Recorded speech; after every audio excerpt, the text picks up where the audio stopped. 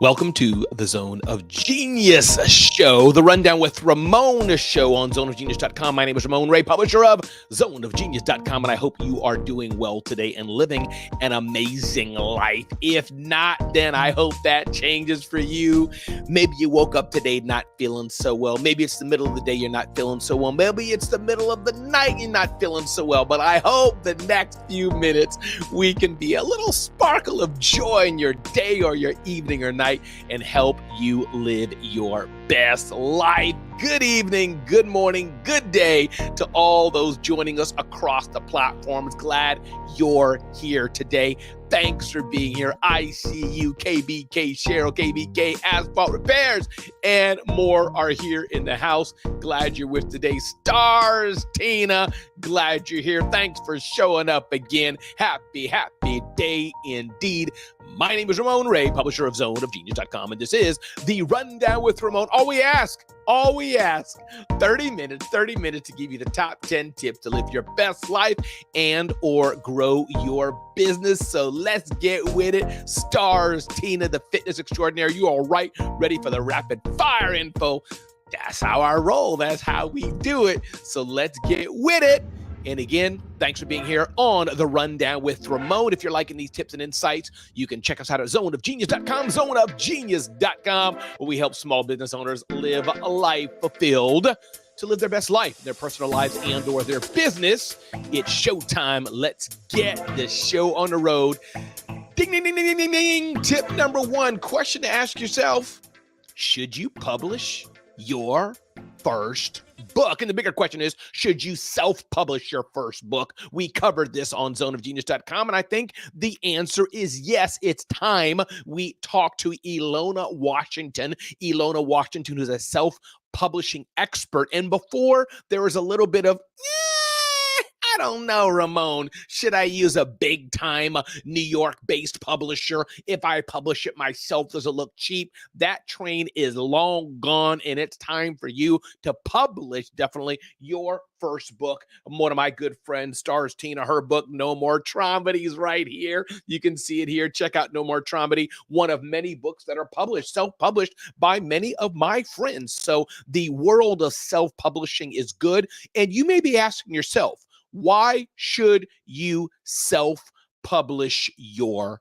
book? Well, one, it builds instant credibility. It builds attention. It's a talking point, a reason to get more publicity. It's a hook. So again, now when you self-publish your first book, you want to make sure the cover looks professional. You want to make sure the inside of the book is typeset properly. It shouldn't look cheap. You want to make sure the book is professionally edited, professionally laid out.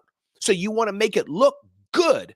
But this means that you can self-publish it yourself, and there are many, many options to do that. You have Amazon, which owns Ingram, and so many other ways that you can self-publish your first book to make it a gift, as my friend Seth Godin would say, to the world and help it reach other people. And I would say spend as much time or more time with the marketing of your book as well. Don't just put it out there, poof, and think magic's going to happen by itself. No, you got to do the work and kind of be your own PR machine, your email list, your social media. Are you going to buy ads or not? Getting your influencer campaign, etc., etc., etc. So should you self-publish your first book?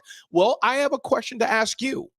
Do you have a message to share with the world, a story to share with the world that can help somebody else? That's how you may want to decide or not, should you do your first book. Again, my name is Ramon Ray, publisher of zoneofgenius.com. You're hearing the sound of my voice, listening to the sound of my voice, watching me. Share it out, comment, take selfies, let people know you're watching the Rundown with Ramon. And the answer is a yes, if you should self-publish your first book or your second book. I have 5 books out, definitely, so I know it's been a good thing for me. Ding, ding, ding, ding, ding, ding. Listen, recently I hired my first salesperson. Woo! It's been an interesting ride. It's not been easy, and you can see my full tips on that if you go to zoneofgenius.com and you look up sales or something like that.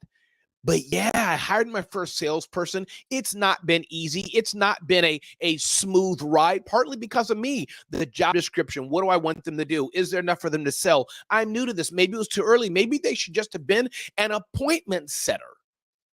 But I know that if I want to grow and expand, I'm going to have to get into this new world and figure this aspect out of getting somebody else to sell, to build relationships. I cannot do it all myself. I could, but meaning as I grow and think of some things that I want to do, taking the time, the privilege I get to share with you all and do this, somebody else could be building some of the areas of my business. So I think it's something that you should consider. You're exactly right, Starstein. Wow, 5 books, and I got a few more inside me. But I think ask yourself, this is not for everyone, but is it time for you to have somebody else who's generating sales in your business? Whether they're actually selling, whether they're doing appointments, whether they're driving in leads, whatever it may be, is it time for them to for you to have somebody else generating that for you? Something to consider. There's no right answer, but I think if we can provide you tips on that, definitely you can check that out at zoneofgenius.com and look up our tips on that sales training. Again, everybody, this is Ramon Ray, publisher of zoneofgenius.com. Glad you're hearing the sound of my voice, watching this video. All we ask is for 30 minutes, give or take 10 tips to help you grow your business or live your best life. Ding, ding, ding, ding, ding, ding, ding. Tip number 3, I believe it would be, Instagram has new tools for better content creation. We're getting this from our friends at Small Business Trends, smallbiztrends.com. They talk about the new tools that Instagram is having. Enhanced video editing. Instagram is introducing tools like undo and redo to simplify editing individual clips and reels. New tools to create memes, text and speech updates. Creators can now choose from 10 new English text-to-speech voices, custom stickers, new phone filters, and more. Listen, people. Listen. I'm telling you, if you're not in the world of creating content, providing value, hey, Dr. Fred, thank you so much. Appreciate that, brother. Good to have you here. Dr. Fred, thank you for being here. Ultimate book publishing genius. Definitely look up Dr. Fred Jones. Instagram is amazing. And so before you had to use third-party tools for your video editing more, but now my friends at smallbiztrends.com are saying Instagram's stepping up. And let me tell you a little secret. Other people are stepping up too. Facebook, LinkedIn, Twitter, Instagram, Twitter now called X, and more. I'm telling you, this is where it's going. The native tools themselves, native tools meaning the original, you don't have to use third-party tools, that you could, but there's a race, an arms race as it were happening, and it's only going to benefit us small businesses. So whatever platform you're on, you should be looking at it and saying, what can I do with the platform I'm already on to help me grow my business? So those of you who are looking at Instagram, there's a lot you can do with Instagram. Small Biz Trends has an amazing article on this that I do suggest you check out. Just go to smallbiztrends.com and look up kind of Instagram's new tools. Great insight they have. Indeed. My Instagram content acts as a portfolio. Love that tip. Asphalt repairs acts as a portfolio for businesses for sure. Love it. Ding, ding, ding, ding, ding, ding, ding, ding. Again, this is the Rundown with Ramon. My name is Ramon Ray. Chick-fil-A founder has a one-word test. Interesting insights. This is written by Bill Murphy Jr., founder of Understandably with Inc. And he says the Chick-fil-A founder, Truett Cathy, says Truett personally interviewed every operator that was going to operate a Chick-fil-A franchise. As he wrote in his memoir, Eat More Chicken, Inspire More People, he'd say things like, I want to know that you and I can work together until one of us dies. Think about that commitment. What's up, Joel, joining here? Think about that commitment. The Chick-fil-A founder saying, I want to work with you until one of us dies, showing the commitment. I think there's two things in that. One, yes, there's the reality of until one of us dies, the long term, but I think it meant deeper because life changes is that, do I like you enough? Do I enjoy being around you enough? Can I trust you enough that I am willing and I want to work with you for the long term? This is something we should ask ourselves as business owners. The people we're around, the people we're working with, some of you may not like what I'm about to say. Some of you may be offended a bit what I'm about to say, but I do think we need to segment our relationships. Everybody's not equal in the regard of our relationships and how we flow. Some people you may vibe with, roll with, you may have some synchronicity with them different than other people, and that's okay. Maybe with you, I can have a tea or coffee with for 15 minutes. Maybe with somebody else, I can build a business with and do a joint venture with. Maybe somebody else we can do something else with. That's okay. As we hear many times from Steve Harvey and others, what do they say? The people who are with you in this part of your journey may not be the same people in the next phase of your journey. And that's okay. The question you have to ask yourself, are you okay with it? Again, talking about some tips from Chick-fil-A founder Truett Cathy from our friends at Inc., asking one-word test, simple question to ask to make a difference in the person he's working with. And you should ask your question. What are those things that you can ask people as you begin to work with people, as you begin to do things with people? I'm telling you, people may not like it, but I think you need to consider segmenting your relationships. Ding, ding, ding, ding, ding, ding. Again, my name is Ramon Ray, publisher of zoneofgenius.com, and this is the Rundown with Ramon. All we ask is about 30 minutes of your time to give you 10 tips to help you live your best life or grow your business. Tip number 5, 4 body language mistakes that people might be making. This has been Don Weber, our friends at Entrepreneur. One body language mistake, key eye contact, is not making direct eye contact. Now, when you're working with a dog, of course, you don't want to stare at the dog. What will the dog do? Woof! Will start barking at you. And that may not be good, but for humans, especially in America and Canada and North America and other countries, and I say that because some countries looking down as a sign of respect, but in many countries, eye contact's important. Eye contact's so important. Am I making eye contact and looking at you? What are other things this article talks about? Body language, poor posture. Think about that. You're speaking with somebody, you're sharing something with them, and they're just kind of like chewing gum and looking around. That's something else this article talks about. What is the body posture we are seeing in others? What is the body posture others are giving to us? Both make a difference. It's hard to lie unless you're a trained liar. And even if you're a trained liar, sometimes you can't help be who you are. And why would you lie? If you're not interested, just tell somebody, I ain't interested. I ain't interested. So maybe as a business owner, especially as we're getting into sales and other things, part of negotiations, part of talking with people, part of getting to know people, read body language. Now, let me be clear on something here. Let me take a side note. You don't want to read body language too deep. You don't want to go into a meeting and say, oh, he sneezed. That must mean he don't like me. Oh, she crossed her. Come on, people. Let's just take it down a dial, people. But my point being is body language does matter. Body language matter. How we talk to people, how we don't talk to people, how we sit up, how we take notice. So you want to check out that full article from entrepreneur Don Weber. I hope you're enjoying this. Again, my name is Ramon Ray, and this is the Rundown with Ramon. I'm Ramon, publisher of zoneofgenius.com. Thanks for being here. We just asked for about 30 minutes of your time to give you 10 quick tips to help you start or grow your business or live your best life. Ding, ding, ding, ding, ding, ding, ding. Seth Godin had an interesting article. He always brings such interesting input. What does the head of marketing do? Again, welcome everybody who's joining us across platforms. Glad you're here today.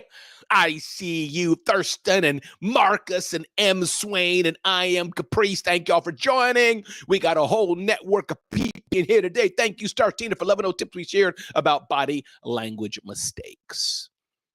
Moving forward here, my friend Seth Godin always brings some insight, and I want to unpack something that Seth Godin, this ultimate OG marketer, is saying. Seth Godin asks and says that oftentimes it's easy to be confused about this job because it's not one job. Seth Godin says it's at least 3. He talks about one is marketing strategy. This is the work of positioning, of story, of telling, status and affiliation, network effects, and more. Other part of this job of the Head of marketing is promotion. This is more tactical, coupons and PR and maybe advertising, permission marketing, content strategy. Third thing he talks about is sales support. The main role of marketing is to support the work of the sales team in some organizations. He talks about project management. For sure, a good marketer has to be able to manage projects. This is important. Prettiness, definitely not worth printing in bold, but this is logo design, empty phrases. But having how things look is important. So when somebody says, I'm looking for marketing help, it's probable that what the person means is maybe missing promotion, but without the other elements, not too much is going to happen. So as you're thinking about marketing, what's the marketing strategy behind this? My friend Marvin Reed talks about that. What's the promotion that's going on? What's the sales support that's going on? And whether you like it or not, what is the project management that's happening around it? That's so important to consider as we're considering what's the role of the marketer. It's more than just Facebook ads. It's more than just tweeting. It's more than content marketing. The proper, marketing role for a decent sized companies, all of these, and even for a one-person business, you need to think about these things. It's so important to do. Again, everybody, my name is Ramon Ray, and this is the Rundown with Ramon. I hope you're enjoying this. I hope it's speaking something to you. I hope that you go about your business and don't feel overloaded, but you feel, Ramon, no, this is good, Ramon. I'm in the groove. I'm feeling this, Ramon. I'm loving what you're sharing, Ramon. I'm loving the Rundown with Ramon that you feel that you can come here and get some quick tips, some quick tidbits, like a little snack to help you grow your business. And it's important, not just your business, but also to live your best life. Because if you're not living your best life, how can you show up for other people? Let's move forward in the Rundown with Ramon. Ding, ding, ding, ding, ding, ding, ding. I want to touch on the aspect of CRM. My friend Gene Marks, the CRM guru, talks about this quite a bit and talks about encouraging people, don't blame your CRM, says Gene Marks. Oftentimes, we want to blame our CRM and think it's our CRM that's at fault. Gene Mark talks about this with my friend Lauren Feldman of the 21 Hats podcast. And here's all I want to touch on and remind you all. CRM is important. Customer relationship management is important. But it's just a tool. If you're not segmenting your context, adding in the contact, emailing out, developing automated nurture campaigns and more. My friend Angeline Moore does that with their Kingdom Sparkle agency and more. If you're not doing things like this, you can't blame the tool. It's like me having this cup of coffee and blaming the coffee cup. No, I gotta use it. You can't just blame the tool. How you're using the tool matters, people. It matters. So all of us small business owners, and I know larger businesses have it, you should be having some kind of tool you're using. Salesforce, Zoho, Nimble, Keep, some CRM tool that you can know who your contacts are, what they're buying, what they bought, et cetera, et cetera, et cetera. As my friend Gene Marks says, again, don't blame the CRM. If you all are not following Gene Marks, you definitely want to follow him. And if you can, tag him. Let him know you're listening and let him know Ramon Ray talked about Gene Marks on the Rundown with Ramon. Gene Marks, Gene Marks on the Rundown with Ramon. Moving forward, ding, ding, ding, ding, ding, ding, ding. Growth hacking is a real thing. Listen, this is a term that's been talked about, bantered about for some time. But growth hacking is real, says Ross Kernez of Entrepreneur. The future of growth hacking looks promising, especially as technology continues to evolve. With AI and machine learning advancements, growth hackers will even have more sophisticated tools to analyze data and automate tasks. And as companies seek efficient ways to grow in competitive markets, growth hacking will likely remain an essential strategy for many businesses. Growth hacking has emerged as a buzzword, see? It's a fundamental shift in how companies, especially startups, approach growth. It's that aspect of offering a blend of creativity, analytics, and an unorthodox approach to skyrocketing a customer's user base. So I'm not going to go here on all the things of what it means to be a growth hacker, but it's so important to think, what can you do with the product market fit? What are you doing with the data-driven approach? What are you doing with rapid experimentation and more? What are you doing with going viral or not? Content marketing, SEO, email marketing. How are you tweaking your products? So these things are all important, people. Growth hacking is a real thing, and I encourage us small business owners to get with the program and see how we can grow our businesses, because we're not growing. What are we doing? We're dying. Again, everybody, my name is Ramon Ray, publisher of zoneofgenius.com, and this is The Rundown with Ramon. We ask about 30 minutes of your time to give you top 10 tips so you can grow your business. I hope this is useful for you. I hope you're enjoying it. DM me on Instagram to say hello. My Instagram is Ramon Ray. Smart Hustle. You can get to know me better at a newly developed soon website, RamonRay.com. You can find me across the platforms, LinkedIn, Ramon Ray. Just look me up, Ramon Ray Small Biz, I think, on LinkedIn and more. Again, on Instagram, Ramon Ray Smart Hustle. Let's continue forward. Ding, ding, ding. Ding, ding, ding, ding. My friend Jason Pfeiffer has an amazing email newsletter, Jason Pfeiffer, F-E-I-F-E-R, asking this essential question. When is it time to quit? Anna, when is it time to quit? Jew, when is it time to quit? Friesen, when is it time to quit? Marcus, when is it time to quit? When is it time to quit? Stars Tina, when is it time to quit? Now, I know it sounds cute and nice. Never quit, never get up, keep going. I get it, people. But sometimes you're going and going and going and going and going and going and going and going and going. You're like, it's enough. I need to think of something different. Maybe because the premise you had was wrong. Maybe because you've done all you can do. Many reasons. Maybe because you're not making any money and you have to provide for your family. So is it okay to quit? Yes, I believe it is okay to quit. It's okay to quit. Jason Pfeiffer talks about this, and he says here, there are two ways to think about perseverance. The first is that you bet everything on whatever you're doing. You never get up. You go broke making it big. The second is that you bet everything on yourself. You never give up on yourself. Maybe you have to stop the company. Maybe you have to stop what you're doing. Maybe you have to stop what your initial vision was, Hannah Perry. Maybe you have to stop and pause for a while. But this means you don't give up on yourself. I'm not a believer that believes because you started to have a cupcake company means you can't ever stop it. Because you started to try to sell red mugs means you have to do it forever. No, I don't think so. I think it's okay to try something, do your best at it, push yourself. Sometimes you learn from the past. But going on forever and forever and forever and amen and saying I'm going to keep at it stupidly is not the recipe for success. Everybody, my name is Ramon Ray, and this is The Rundown with Ramon. Hope you're enjoying this. Ding, ding, ding, ding, ding, ding, ding, ding. The power of incentives from every dot to every dot to. Here's what I want to leave you with today on The Rundown with Ramon. Incentives are important. There's an interesting story. Years ago, Federal Express couldn't deliver packages on time. All the packages were moved between airplanes at one central airport every night. The only problem was that the night shift wasn't moving fast enough to get this job done. Delays were common and customers were irate, says my friends at Every Dot 2. They tried everything they could to improve efficiency to no avail until they tried something new.